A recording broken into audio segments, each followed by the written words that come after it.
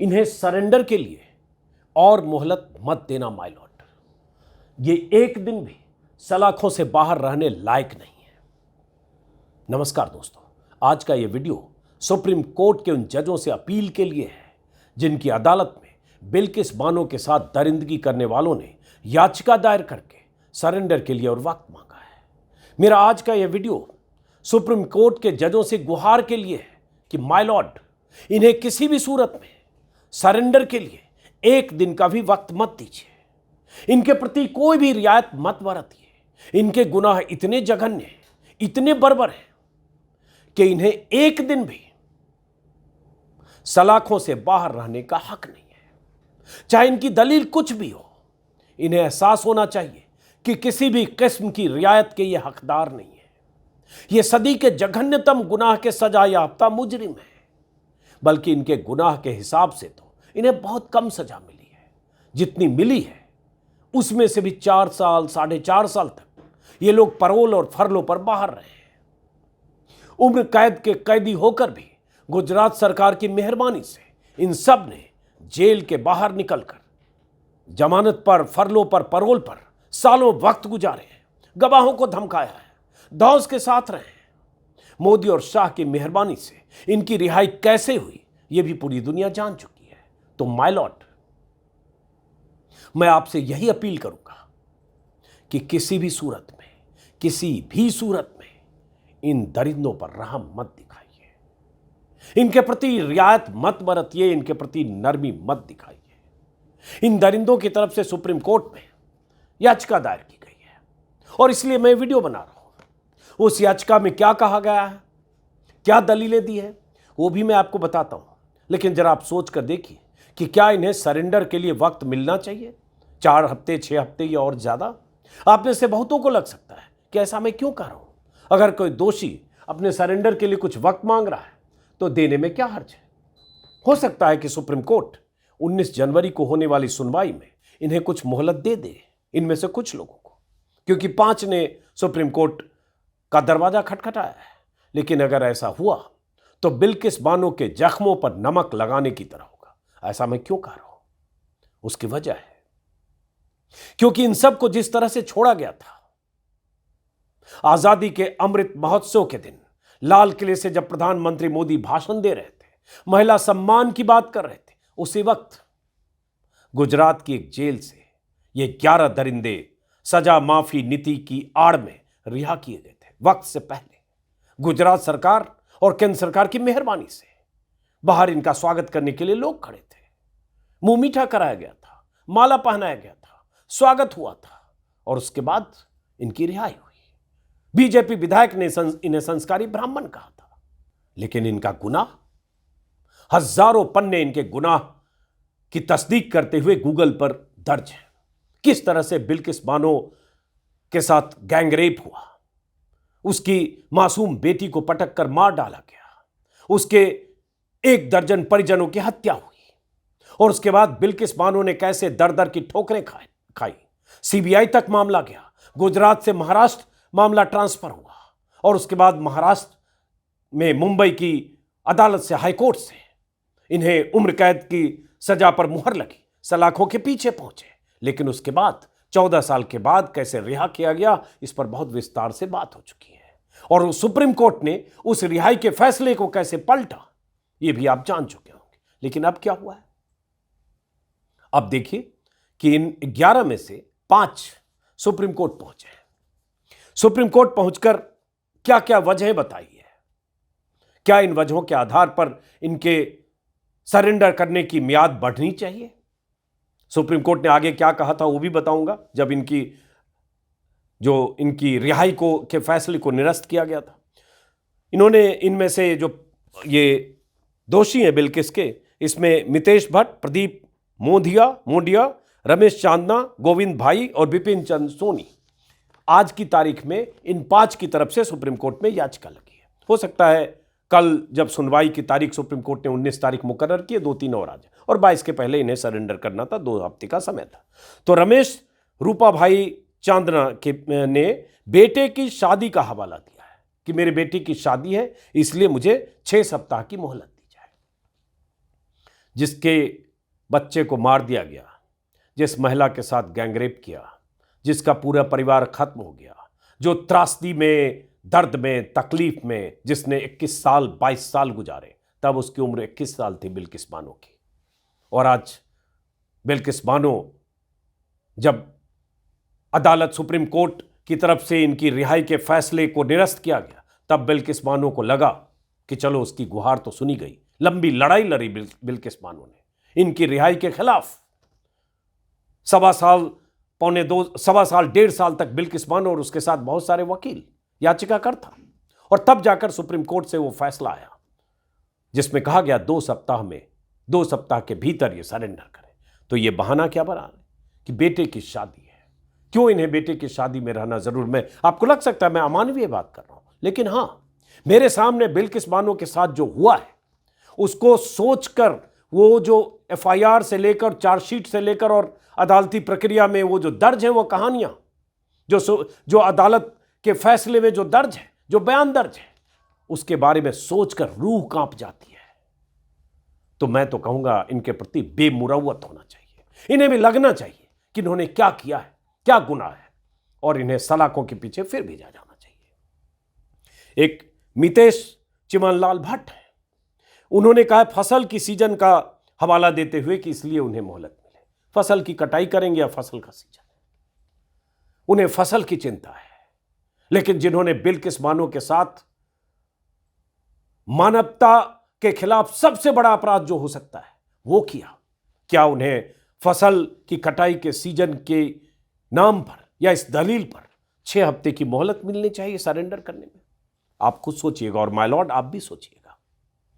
हर अपराधी का भी मानवाधिकार होता है, लेकिन यह मामला कुछ अलग है, क्योंकि ये जेल में रहकर भी कैसे पैरोल पर बाहर आते रहे, ये हम बहुत बार बता चुके, संक्षिप्त फिर बताएंगे। और ये संजय करोल और जस्टिस बीबी नागरत्ना की बेंच के सामने ये मामला सरेंडर के लिए म्याद का मामला उठाया गया है। जस्टिस नागरत्ना ही हैं जिन्होंने फैसला दिया था रिहाई के फैसले को निरस्त किया था, जस्टिस नागरत्ना और जस्टिस भुइयां की बेंच ने। उसमें यह भी हुआ है, जो अलग अलग लोगों ने दलील दी। रमेश रूपाभाई चांदा और मितेश चिमनलाल भट्ट ने 2 हफ्ते में सरेंडर करने की तारीख को बढ़ाने की मांग की है। चंदन का मैंने बताया, चांदा ने बेटे की शादी का हवाला दिया, एक ने फसल की बात की है। गोविंद भाई ने सरेंडर के लिए 2 की बजाय 4 हफ्ते की मोहलत देने की गुहार लगाई है। उन्होंने अपनी बढ़ती उम्र और खराब सेहत का हवाला दिया है। तो बढ़ती उम्र और खराब सेहत वाले तो बहुत सारे लोग जेल में हैं, और भारत की जेलों में ऐसे ऐसे लोग हैं जो अपनी जिंदगी के आखिरी दिन गिन रहे हैं। भारत की जेलों में क्या हुआ है, और स्टेन स्वामी जैसे लोग, जो एक सिपर जिन्हें नहीं दिया गया और उसके बाद उनकी मौत हुई मुंबई की जेल में। एनआईए ने उनके खिलाफ कुछ अदालत में ऐसे सबूत पेश करने के दावे किए, और एनआईए और जो एजेंसियां जो जस्टिस स्टेन स्वामी के खिलाफ जांच कर रही थी, उन एजेंसियों ने बार बार उनकी जमानत का विरोध किया, उन्हें सुविधा देने का विरोध किया, और उसके बाद उनकी मौत हुई। ऐसी बहुत सारी कहानियां हैं कि सलाखों के पीछे ऐसे लोगों को भी कैद करके रखा गया जिन्हें जमानत नहीं मिली, जो जमानत के हकदार थे, जिनके गुनाह के उतने सबूत नहीं थे जितने साल वो जेलों में काट चुके। तो यहां इनको खराब सेहत की दलील इनकी तरफ से दी गई। गोविंद भाई ने कहा कि वो अपने बुजुर्ग पिता 88 साल के बुजुर्ग पिता और 75 साल की मां की देखभाल करना चाहते हैं, एकमात्र सदस्य हैं, इसलिए उन्हें कुछ वक्त मिलना चाहिए। तो इस तरह से 5 याचिकाएं वो मोहलत बढ़ाने के लिए, सरेंडर की मोहलत बढ़ाने के लिए सुप्रीम कोर्ट में दी गई है। सुप्रीम कोर्ट ने कहा है कि बेंच ने कहा कि 3 याचिकाकर्ता द्वारा यह कहा गया है कि आत्मसमर्पण करने और जेल में रिपोर्ट करने के लिए जो आवेदन दायर किया गया है, पीठ का पुनर्गठन चूंकि किया जाना है, रजिस्ट्री को पीठ के पुनर्गठन के लिए सीजेआई से आदेश लेने की जरूरत है, लेकिन उनकी मोहलत रविवार को खत्म हो रही। भारत तो अब सुप्रीम कोर्ट कल क्या करेगा, सुप्रीम कोर्ट का क्या रुख होगा, ये तो कल पता चलेगा। लेकिन मैंने बिल्किस बानो के साथ हुई नाइंसाफी, दरिंदगी के बारे में बहुत कुछ पढ़ा है। आपने भी इतने दिनों में वीडियो में बहुत कुछ देखा और सुना होगा। आप ये भी जान चुके होंगे कि कैसे इन दरिंदों की रिहाई का रास्ता या इन दरिंदों की रिहाई के तरीके खोजे गए थे। कैसे सजा माफी नीति 1992 की सजा माफी नीति, जिसके बाद सजा माफी की नीति बदल दी थी गुजरात सरकार ने, लेकिन पुरानी नीति की आड़ लेकर गुजरात सरकार ने इनकी रिहाई तय की। केंद्र सरकार की तरफ से, गृह मंत्रालय की तरफ से अनुमति मिली, अप्रूवल मिला, सहमति मिली, रजाबंदी मिली और उसके बाद इनकी रिहाई कर दी गई। और इनकी रिहाई के बाद बिल्किस बानो और कई याचिकाकर्ता जब सुप्रीम कोर्ट में बार बार सुप्रीम कोर्ट में सुनवाई होती रही, और जब सुप्रीम कोर्ट ने 8 तारीख को, इसी 8 जनवरी को यह फैसला दिया जस्टिस नागरत्ना और जस्टिस भुइयां की बेंच ने, तो बहुत कुछ जस्टिस नागरत्ना और जस्टिस भुइयां की बेंच ने कहा जो इस बात का सबूत है कि इनको बचाने के लिए कैसे सरकार और सरकारी मशीनरी की मिलीभगत थी। पता नहीं क्या रिश्ता है कि जेल में बंद ऐसे सजा याफ्ता दोषी जिनके खिलाफ संगीन गुनाह दर्ज हैं, जो उम्र कैद के आरोपी हैं, उन्हें भी छोड़ दिया गया। और संस्कारी ब्राह्मण का जिक्र तो मैंने कहा ही कि उनकी रिहाई के बाद बीजेपी के विधायक ने कह दिया था वो संस्कारी ब्राह्मण है। आपको सिर्फ एक सनद रहे, ताकि सुप्रीम कोर्ट ने बताया था, अपने फैसले में कहा था सुप्रीम कोर्ट ने कि इनकी रिहाई के लिए फ्रॉड किया गया, गलत जानकारी दी गई, सुप्रीम कोर्ट को मिसलीड किया गया। एक दोषी सुप्रीम कोर्ट पहुंचा और कहा कि उनको सजा माफी नीति जो है उसकी तहत उनकी रिहाई होनी चाहिए। जब अलग अलग राज्य सरकार की अलग अलग रेमिशन पॉलिसी है, जिसके तहत जब उम्र कैद का जो सजा याफ्ता कैदी होती है, 14 साल जब पूरा हो जाता है, तो राज्य सरकार चाहे उसके आचार विचार व्यवहार जेल में उसके तौर तरीके को देखकर उसे सजा माफ कर सकती है राज्य सरकार।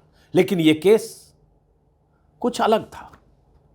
लेकिन इस केस में एक शख्स सुप्रीम कोर्ट पहुंचता है। वो शख्स पहले महाराष्ट्र में मुंबई हाईकोर्ट जा चुका था। मुंबई हाईकोर्ट ने उसकी याचिका रिजेक्ट की थी। उसके बाद गुजरात हाईकोर्ट गया, गुजरात हाईकोर्ट ने उसकी याचिका रिजेक्ट की, और जब सुप्रीम कोर्ट आया तो उसने बताया नहीं कि महाराष्ट्र हाईकोर्ट, मुंबई हाईकोर्ट से भी उसकी याचिका रिजेक्ट हो चुकी है।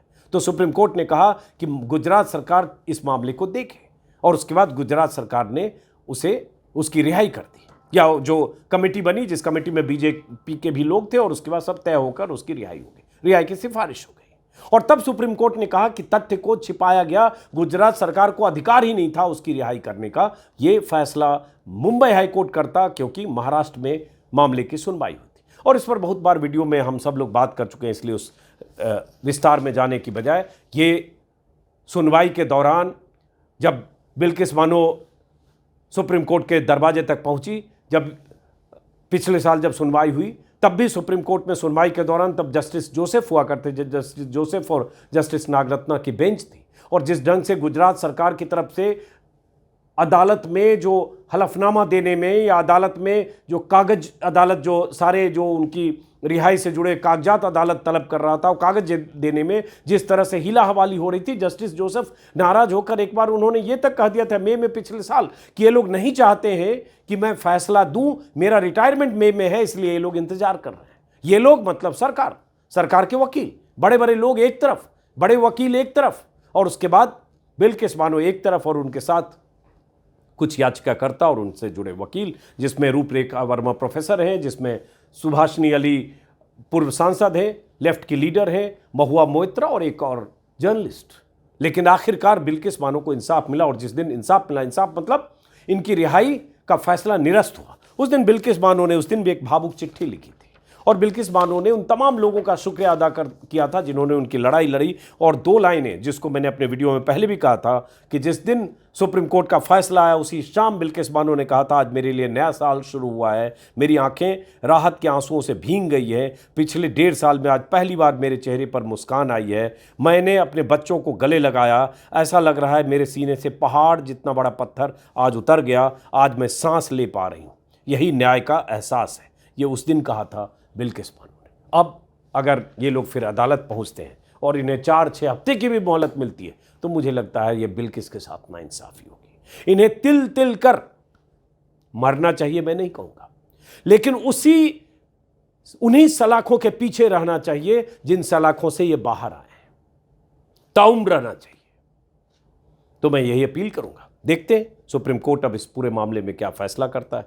और ये बहाने पहले भी करते रहे, पहले भी मैंने शायद वीडियो में बताया कि कैसे पैरोल का इन्होंने भेजा इस्तेमाल समय समय पर किया, और उसमें 2 आरोपी तो ऐसे हैं जिन्होंने 1500 दिन तक पैरोल में काटा। 1500 दिन मतलब 14-15 साल अगर सजा। रमेश चांदना जो अभी गया है सुप्रीम कोर्ट दोबारा, 1576 दिन रमेश चांदना पैरोल पर बाहर रहा। राजू भाई 1348 दिन बाहर रहा। जसवंत 1169 दिन बाहर रहा। और ये सब लोग जितने दिन के लिए इन्हें पैरोल मिला था उससे ज़्यादा दिन, 100 दिन ज़्यादा। किसी को 14 दिन का पैरोल मिला, रमेश चांदना को वो 112 दिन बाहर रहा। वही रमेश चांदना फिर सुप्रीम कोर्ट गया है। जिसे किसी और राजू भाई को जितने दिन के 169 दिन देरी से राजू भाई, 197 दिन देरी से राजू भाई सोनी जो भी है उसने सरेंडर किया। तो पैरोल में भी ये लोग लगातार जेल से बाहर रहे, आंख में धूल झोंक कर। क्या इन्हें फिर से सुप्रीम कोर्ट से 4 हफ्ते या 6 हफ्ते की मोहलत मिलेगी? हम इंतजार करेंगे। फिलहाल इस वीडियो को खत्म करते हैं, फिर मुलाकात होगी। नमस्कार।